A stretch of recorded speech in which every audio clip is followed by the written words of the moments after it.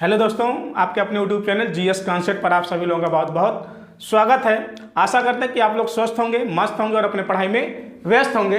तो आज हम लोग एक नए चट्टान की बात करेंगे जिसका नाम है दक्कन ट्रैप। हम लोग पिछले वीडियोज के माध्यम से आर्कियन क्रम की चट्टान, धारवाड़ क्रम की चट्टान, कुड़प्पा क्रम की चट्टान, विंध्यन क्रम की चट्टान और साथ ही साथ हमने गोंडवाना क्रम की चट्टान, इन सभी चट्टानों को हम लोगों ने पिछले वीडियोज के माध्यम से बहुत अच्छे से कवर किया या उनका हम लोगों ने अध्ययन किया।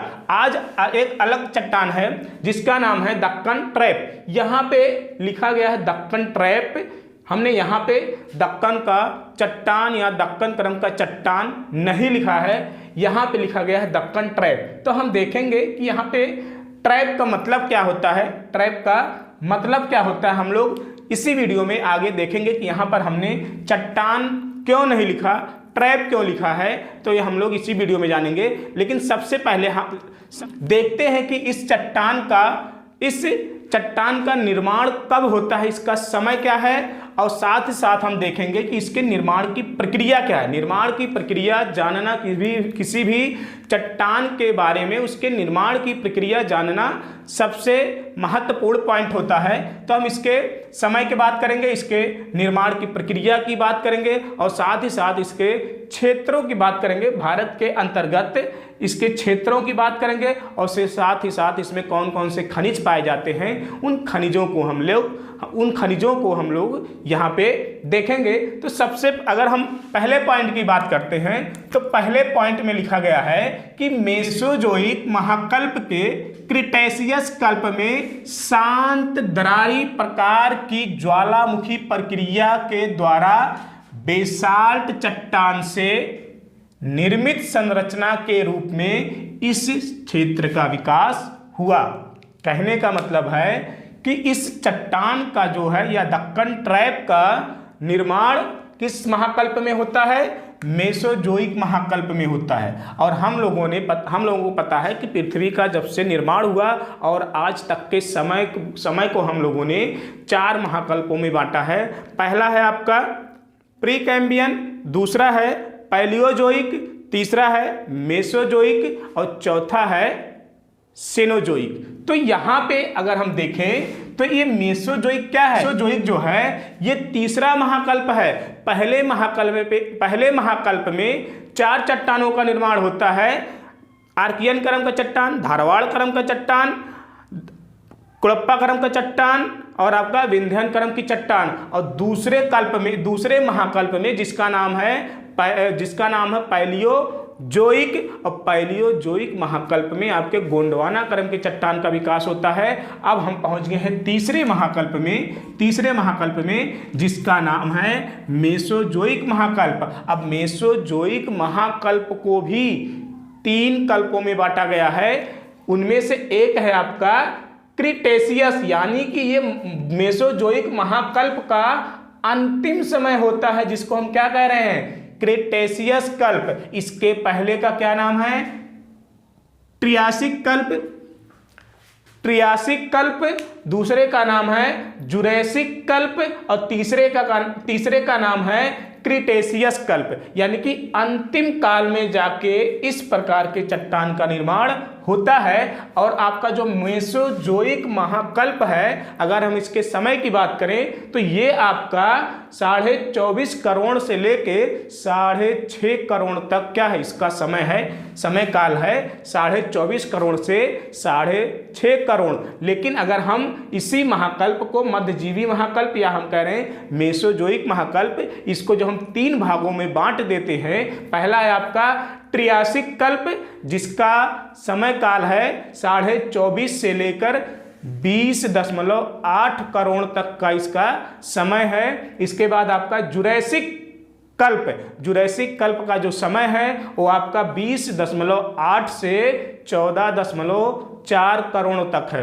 इसके बाद आपका जो क्रिटेशियस आता है, लास्ट समय आता है मेसोजोइक का, वो है 14.4 से लेकर आपका 6.5, यानी कि 14.5 से लेकर 6.5 करोड़ तक का जो समय होता है वो आज से 6.5 करोड़ वर्ष तक का समय जो है वो आपका कौन सा है, वो क्रिटेशियस कल्प होता है। और इसी काल में क्या होता है, इसी काल में इस दक्कन ट्रैप का निर्माण होता है, लेकिन वो किस प्रक्रिया के द्वारा, वो ज्वालामुखी प्रक्रिया के द्वारा होता है। किस प्रक्रिया के द्वारा, ज्वालामुखी प्रक्रिया के द्वारा।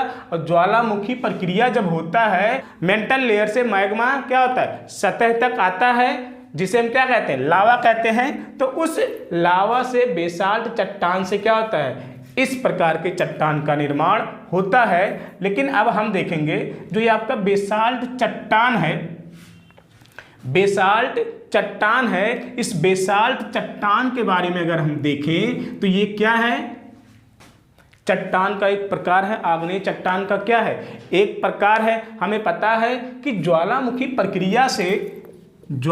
प्रक्रिया से जब किसी चट्टान का निर्माण होता है तो वो डायरेक्ट मैग्मा से होता है या लावा से होता है। अवसादी चट्टान का निर्माण जो है वो ज्वालामुखी प्रक्रिया से नहीं होता है, किससे होता है, लावा या मैग्मा से। तो वही लावा या मैग्मा बाद में ठंडा होने के बाद क्या बन जाता है, चट्टान। तो चट्टान भी कई तरह से होते हैं। तो ये जो चट्टान है, जो ज्वालामुखी प्रक्रिया से अगर किसी चट्टान का निर्माण होता है तो चट्टान कौन सा होता है, अगर ज्वालामुखी प्रक्रिया के द्वारा किसी चट्टान का निर्माण होता है तो वो चट्टान कौन सा होता है, आपका आग्नेय चट्टान होता है। अब आग्नेय चट्टान भी उत्पत्ति के आधार पर कई तरह के होते हैं और आपके संरचना के आधार पर भी क्या होते हैं, कई तरह के होते हैं। तो यहाँ पे अगर हम आग्नेय चट्टान की बात करें या हम जाने कि ये बेसाल्ट चट्टान आखिर है क्या, तो यहाँ पे जैसे जो क्या है, ज्वालामुखी प्रक्रिया के द्वारा जब ज्वालामुखी प्रक्रिया होता है तो क्या होता है, आग्नेय चट्टान का निर्माण होता है। अब ये आग्नेय चट्टान क्या होता है, दो तरह से हम जानेंगे कि एक आग्नेय तरह क्या होता है, एक आंतरिक आग्नेय चट्टान होता है, एक आपका क्या होता है, बाह्य आग्नेय चट्टान। बाह्य आग्नेय चट्टान का मतलब क्या है, जब आपका ये जैसे धरती है, ये कोर है, ये आपका मेंटल है, मेंटल में क्या है, मेंटल में आपका मैग्मा है। और ये क्या होता है, जब ज्वालामुखी प्रक्रिया यानी कि जब ये धरती फटती है तो क्या होता है, प्लेट टेक्टोनिक प्रक्रिया के तहत जब ये धरती क्या होती है, यहाँ से दरारें पड़ती हैं तो ये मैग्मा कहाँ आ जाता है, धरती पे क्या आ जाता है, कहाँ जाता है, धरती पे। तो जब ये मैग्मा धरती पे आ जाता है तो इस प्रकार के अगर चट्टानों का निर्माण होता है तो उसे हम बाह्य चट्टान कहते हैं।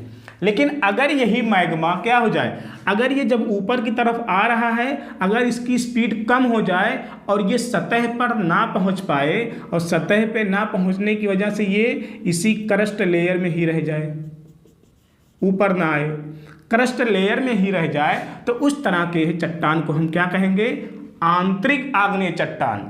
जब मैग्मा पृथ्वी के सतह पे नहीं पहुंच पाता, पृथ्वी की क्रस्ट लेयर के अंदर ही रह जाता है, वहां पे जो चट्टान बनता है उसे हम आंतरिक आग्नेय चट्टान कहते हैं। लेकिन जब वही मैग्मा पृथ्वी के सतह पर चला आता है तो उसे हम बाह्य आग्नेय चट्टान कहते हैं। लेकिन अब यहाँ पे जो आग्नेय है, जो लाव का मैग्मा है, मैग्मा तब तक है जब तक वो मेंटल यानी कि पृथ्वी के अंदर तक है, जब तक वो पृथ्वी के अंदर तक है। लेकिन यही मैग्मा जब सतह पर आ जाता है, कहाँ जाता है, सतह पर, और जब सतह पर आ जाता है तो ये क्या कहलाता है, लावा। क्या कहलाता है, लावा। और यही लावा जब ठंडा हो जाता है तो किस रूप में आ जाता है, चट्टान। चट्टान। तो अब ये जो मैग्मा है इसमें एक यौगिक पाया जाता है। इसके अंतर्गत मैग्मा में एक यौगिक है जिसका नाम है सिलिकॉन, जिसको हम क्या कह रहे हैं, सिलिकॉन डाइऑक्साइड। अब ये क्या करता है, इस मैग्मा को अम्लीय भी बनाता है और क्षारीय भी बनाता है। अगर ये आपका सिलिकॉन क्या है, सिलिकॉन की मात्रा ज़्यादा है, या हम कहें सिलिकॉन डाइऑक्साइड की मात्रा ज़्यादा है, तो ये आपका जो मैग्मा होगा वो अम्लीय किस्म का होगा। लेकिन अगर यही सिलिकॉन डाइऑक्साइड या सिलिका की मात्रा कम होगा तो वो क्षारीय प्रकार का चट्टान बनता है। तो आपका जो ये बेसाल्ट है, बेसाल्ट आपका एक क्षारीय मैग्मा से बना है। किससे, क्षारीय मैग्मा से। क्यों? क्योंकि इसमें 45.5% से लेकर 55.5% तक किसकी मात्रा होती है? सिलिकॉन की। और भी खनिजों की मात्रा होती है, लेकिन इसमें पर्याप्त मात्रा में, यानी कि 45 से लेकर लगभग 55% की मात्रा किसकी होती है? सिलिकॉन। जो ये क्या करता है, अब इस सिलिकॉन की मात्रा कम होने की वजह से ये जो लावा है वो कैसा है? क्षारीय किस्म का है। कैसा है? क्षारीय किस्म का। और यहीं पे अगर क्या है, यहीं पे अगर लावा मैग्मा में क्या है, सिलिकॉन की मात्रा अगर 80% से क्या है, ज़्यादा है, तो वो कैसा बनता है आपका? कैसा मैग्मा रहता है? वो अम्लीय मैग्मा रहता है। कैसा मैग्मा? अम्लीय मैग्मा रहता है। लेकिन जो आपका ये बेसाल्ट है, बेसाल्ट आपका क्षारीय मैग्मा से बना है। और ये आपका जो क्षारीय मैग्मा है, या हम कहें जो आपका बाह्य चट्टान है, बाह्य चट्टान का अगर हम एग्जाम्पल देखते हैं, उदाहरण देखते हैं, तो आपका ये जो बेसाल्ट है, जो बेसाल्ट चट्टान है, एक तरह से वो आपका बाह्य चट्टान है। कहने का मतलब जब ज्वालामुखी प्रक्रिया होता है तो ज्वालामुखी प्रक्रिया के तहत ये जो मैग्मा हैं, सब के सब मैग्मा कहाँ आ जा रहे हैं? सतह पे आ जा रहे हैं। जब सतह पे आ जा रहे हैं, यानी कि वो बाहर आ जा रहे हैं, पृथ्वी के सतह पर आ जा रहे हैं, बाहर आ जा रहे हैं, या हम कहें जो क्रस्ट है, क्रस्ट के बहुत ऊपर आ जाते हैं, तो ये क्या है? उस तरह के। तो अगर हम बाह्य चट्टान का, बाह्य आग्नेय चट्टान का एग्जाम्पल देखते हैं, तो वो कैसा है? कौन सा? आपका बेसाल्ट। और बेसाल्ट आपका कैसा है? क्षारीय मैग्मा से बना है। तो आपका जो बेसाल्ट है, एक तो बाह्य आग्नेय चट्टान का उदाहरण है, साथ ही साथ ये कैसा है? क्षारीय माध्यम इसका है। अगर हम ग्रेनाइट, अगर हम आंतरिक आग्नेय चट्टान की बात करें, तो आंतरिक आग्नेय चट्टान का उदाहरण क्या है? ग्रेनाइट। और ग्रेनाइट कैसा, किस प्रकार के मैग्मा से बना है? अम्लीय प्रकार के मैग्मा से बना हुआ है। लेकिन ये ग्रेनाइट जो है, ग्रेनाइट चट्टान तब बनता है, वो ग्रेनाइट चट्टान आपके कहाँ बनता है? वो पृथ्वी से जब ये क्या नाम है, मैग्मा निकलता है, तो स्पीड अगर इसकी कम होती है तो कहीं ना कहीं ये क्या, क्रस्ट में ही रुक जाता है। और क्रस्ट के वो भी नीचे वाले लेयर में, यानी कि बहुत गहराई में ये पाया जाता है। तो ये आपका कौन सा, ये आपका किसका उदाहरण है? ये आंतरिक आग्नेय चट्टान का उदाहरण है। और आंतरिक आग्नेय चट्टान का जो उदाहरण वो ग्रेनाइट है। ग्रेनाइट आपका अम्लीय मैग्मा होता है। क्यों? क्योंकि उसमें सिलिकॉन डाइऑक्साइड की मात्रा क्या है? लगभग 80% से ज़्यादा है। लेकिन आपका जो क्षारीय मैग्मा है, क्षारीय मैग्मा का उदाहरण आपका कौन सा है? बेसाल्ट। और इसी क्षारीय मैग्मा से जो आपका दक्कन ट्रैप है, उस दक्कन ट्रैप का निर्माण हुआ है, यानी कि बेसाल्ट चट्टान से। अब ये जो आपका ट्रैप है, अगर हम यहाँ पे देखें दक्कन शब्द की, तो दक्कन शब्द को हम दो तरह से समझ सकते हैं कि ये दक्कन नाम इसका कैसे पड़ा। तो ये जो आपका डेक्कन है, डेक्कन एक अंग्रेजी शब्द है। तो अंग्रेजी शब्द का अगर हम कहें कि अंग्रेजी शब्द का एक तरह से ये अपभ्रंश शब्द है, जिसको हम दक्कन कह रहे हैं, या हम कहें कि जो हमारा संस्कृत भाषा है, संस्कृत भाषा का एक जो शब्द है दक्षिण, उस दक्षिण शब्द से दक्कन शब्द का निर्माण हुआ है। लेकिन ये आप जैसे हम दक्कन तो समझ गए, लेकिन ये जो ट्रैप है, ट्रैप का मतलब एक तरह से हम समझ सकते हैं जाल। किससे?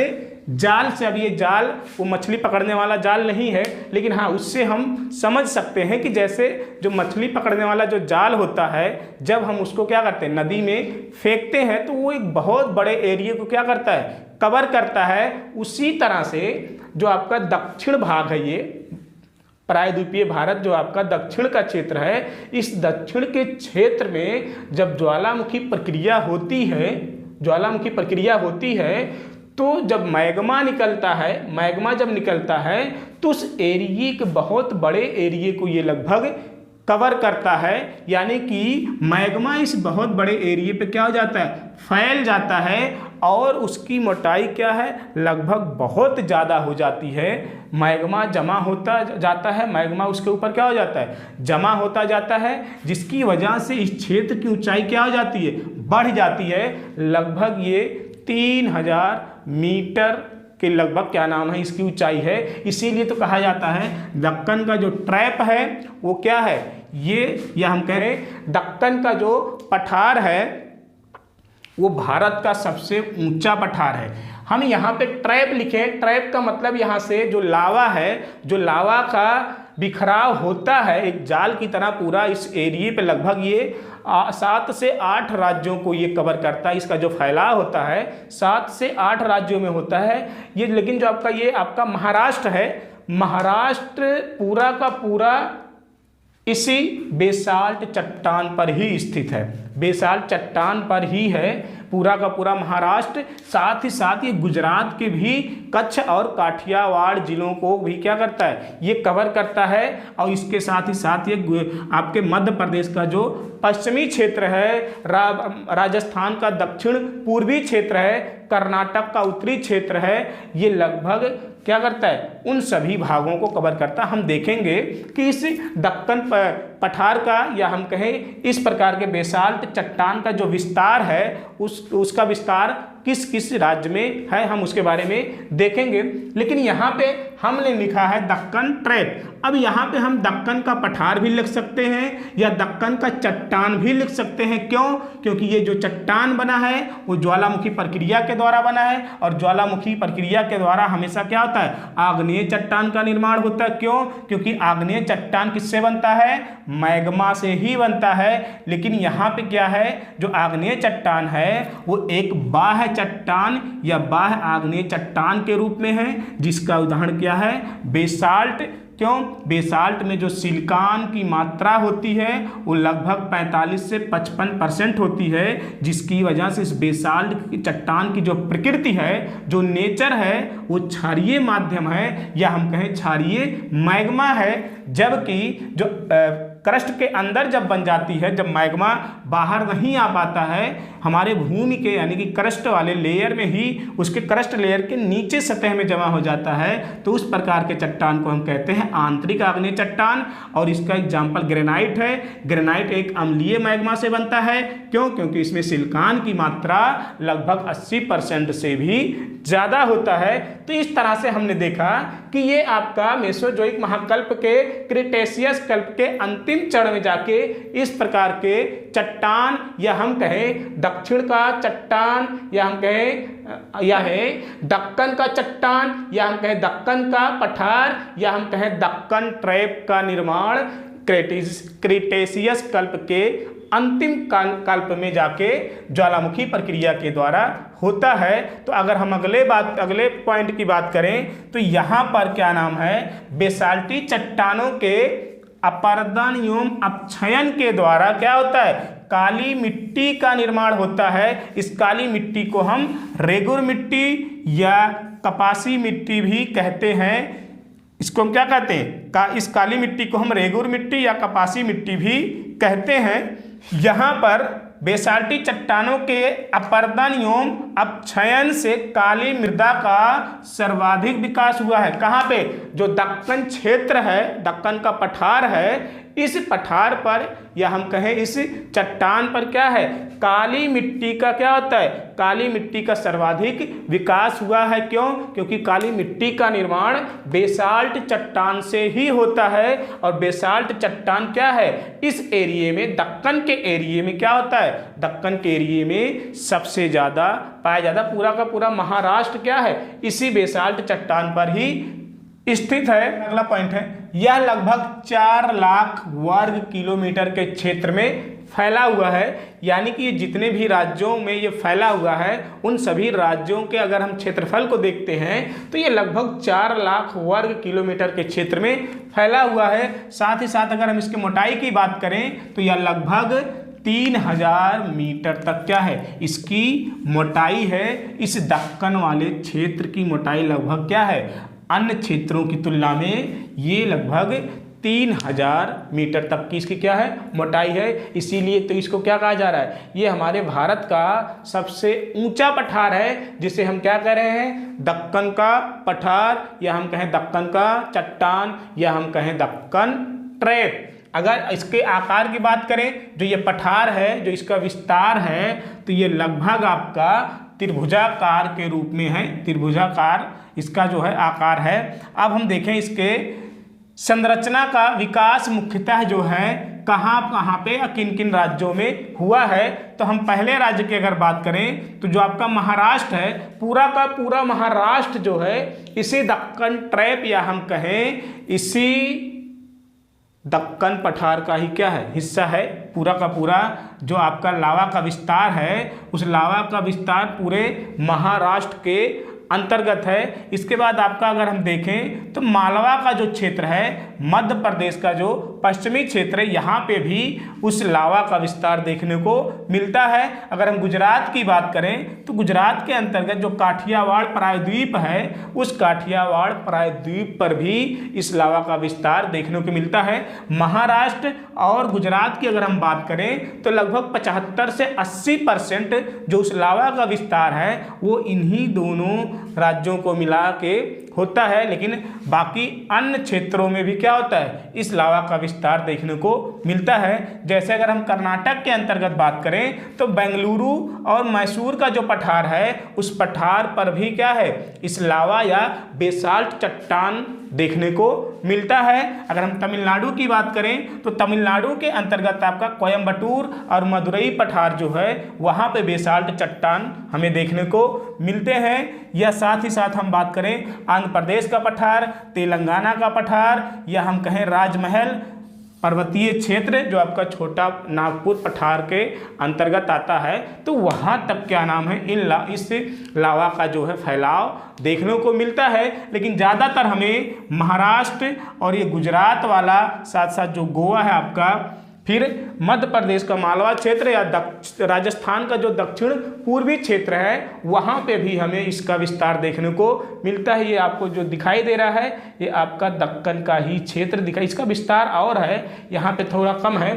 लेकिन इस तरह से क्या होता है, इस तरह से हमें दक्कन ट्रैप के बारे में जानकारी मिलती है। अगर हम इसके खनिजों की बात करें तो खनिजों की बात करें कि कौन कौन से खनिज पाए जाते हैं, उन खनिजों में हम कहें तो कोयला है, अभ्रक है, लौह अयस्क है, आदि ऐसे खनिज इसमें पाए जाते हैं। तो इस तरह से हम लोगों ने आज देखा दक्कन ट्रैप या दक्कन का पठार, या हम बात किए दक्कन चट्टान के बारे में हम लोगों ने। अब हम लोग देखेंगे अगले चट्टान के बारे में।